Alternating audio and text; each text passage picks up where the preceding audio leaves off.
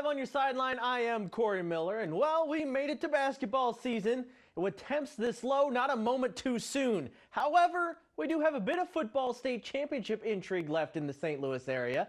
St. Pius plays in Class 2 tomorrow. Live for Life faced Seneca in the Class 3 state title game this morning, going for their first ever championship. Hawks down early, but Phoenix Isaiah airs it out. Deshaun Moss is there. Seneca leads 14-12. Later, that same pair. Look at this connection coming up. Hawks on top 18-14.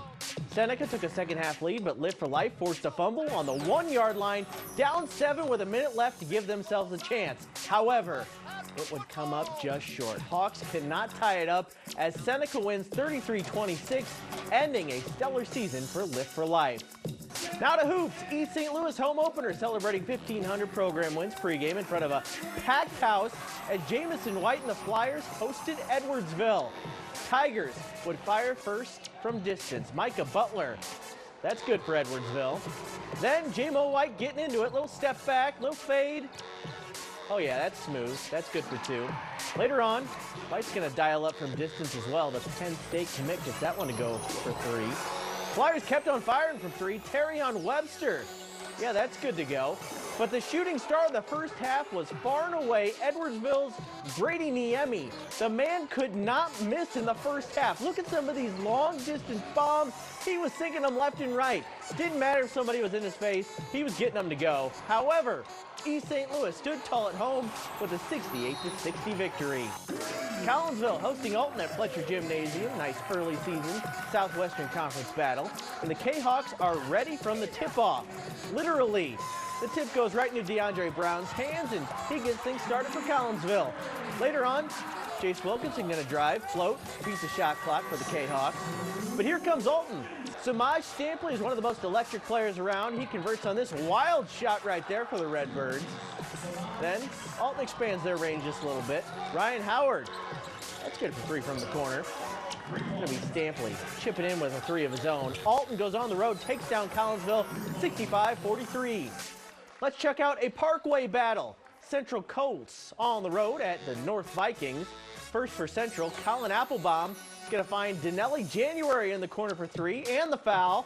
That puts Central ahead.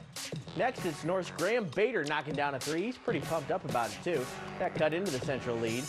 Colts still up when North's Josh Bankston gets the steal. He's going to finish on the other end to tie things up at 16 all. Good defense on the other side, too. Tyler Washington, he gets his own steal, and then the hoop for Central. They go on to win 55-42. Over to Koryezu. Chargers hosting Webster Groves. Koryezu's Izzy Rohr going to find Maggie Anstey. Beautiful 3-pointer. Gets things started for the Chargers. Next on the inbounds pass, Izzy Rohr with a beautiful arc on this 3. 10-zip Koryezu. Later on, Lauren Ortworth surrounded by defenders, but she's going to get the hoop and the harm and 1. And finally, Anstey, long pass to Lauren Overby. Just inside the arc for 2. That makes it a 19-0 run to start the game for the Chargers. Koryezu goes on to win 54-27. Well, the prep football season may be drawing to a close, but high school dreams are about to turn into college reality. It was another impressive signing day in St. Louis, and we were all over the area showcasing the next generation of college football talent. Let's start in Brentwood. I've never been here for a signing, but Demetrius Thompson wants to change that. The edge rusher is heading to Boston College and paving the way in Brentwood. I just put Brentwood on the map. Not saying Brentwood was unknown, but it's a small school. You're not going to be known if you're not a Class 6. Being that person that did it from Brentwood High School just meant it means this much. Over in East St. Louis, signing day is always a crowded affair. 5 Flyers signed Wednesday, including receiver Cortez Rupert to an on-fire program at Indiana. I liked it. As soon as I went up there on my official visit, I committed on the spot. Well, the next day after I committed, I didn't check out any other schools. It just felt like home. And now that I'm number 2 team, so I'll make the right choice. I'll make the right choice. At CBC, the Cadets had 5 signees as well, including DB Nick McClellan, who's heading to Kansas State. Getting a great ball player, honestly. Getting guys to come out there and compete every Saturday, try to win a natty. That's our goal. Down Ballast, DeSmet is used to signing day. And their dominant defensive lineman Titan Davis signed to become a Michigan man. They showed me the love, that I wasn't just another player to come through there. They showed me that I could be really good and, be the next Michigan man, as they say. So that's why I wanted to go there. Ladue had a duo sign on the line. Linebacker Mason Martin is going to Arizona State and wants more Rams to follow his lead. Start to show that, Ladue can bring out not just, big Winston State. They can bring out, Division I talent, and, we show that as a public school. Cardinal Ritter turns out talent with the best of them under Coach Spain. Manny Ellis is bringing his touchdown prowess to Indiana State. It's just Coach Spain, he doesn't just make great athletes, he makes a great man. And all the hard work I put in, all the blood, sweat, tears I put in, it feels like it's all paying off. Across the river, Nick Hankins showed that the best talent in Illinois can go play for Brett Bielema and the Illini. The Belleville West DB is ready to wear the orange and blue. It was more so of getting the best opportunity where I know I could play and I know we could win. But knowing that it's real close to home, it's a good feeling. The celebrations rolled on into Thursday. Over at Kirkwood, Jameer Sloan signed to UNI, and the Illini added another big talent in safety Jacob Eberhardt. Eberhardt was born to play in Champaign, following in his dad's footsteps, and he has some big plans in store for his time with the Illini. It's about to be a long 4 years for everybody else. It's about to be a long 4 years for everybody else, and I love to see it. We most definitely gonna make a staple in the Illinois legacy and in the history, man. We're gonna be some legends. That's all I'm gonna say. Also on Thursday, Mizzou's hard-hitting SLU linebacker Keenan Harris celebrated his signing to Columbia, along with 5 of his junior Billiken teammates headed to play in college. They just were on me since I was in 8th grade and just a youngin', and then they were on me, and then I just built those relationships with the coaches, and it's always a school that's close to home, man. It's always been a great program. And those were just the schools we could get to this week. Congrats to all the players who signed to continue their football careers.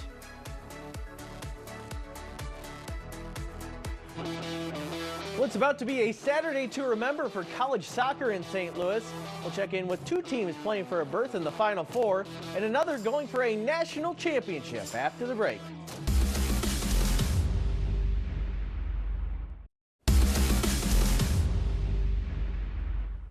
St. Louis has long claimed its place as soccer capital of the country. Tomorrow, our town is certainly the college soccer capital of the U.S.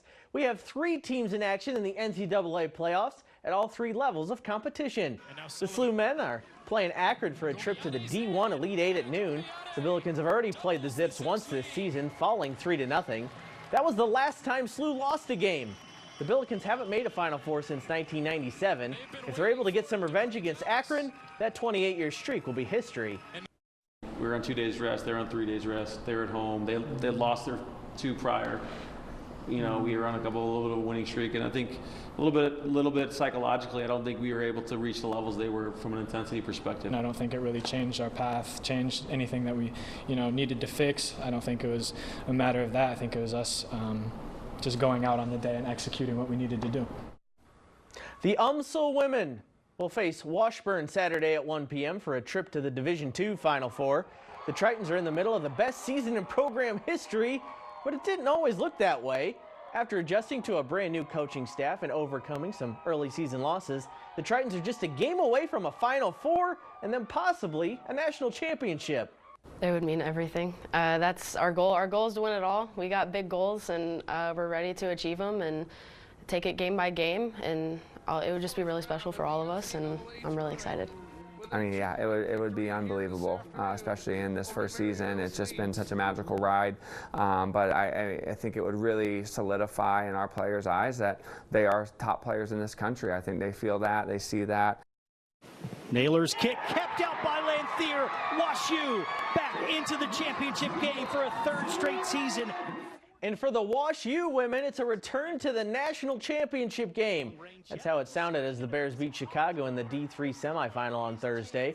WashU tied the game in the second half and then went all the way to PKs. And after 14 rounds of a shootout, Bears goalkeeper Cassidy Lanthier stepped up time after time with WashU's back to the wall. She made the big saves to keep the Bears' season record unblemished and send them to the title game at 11 a.m. Saturday against Emory. The Bears are going for back-to-back national championships.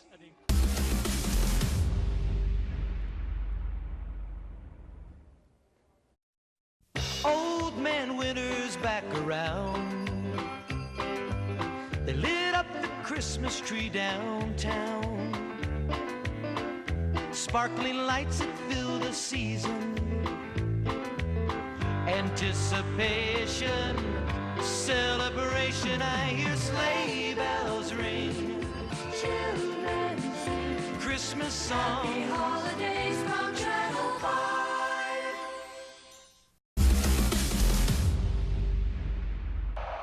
Here's a notable story from today. Georgia is taking Mizzou defensive end Damon Wilson to court over his transfer to the Tigers.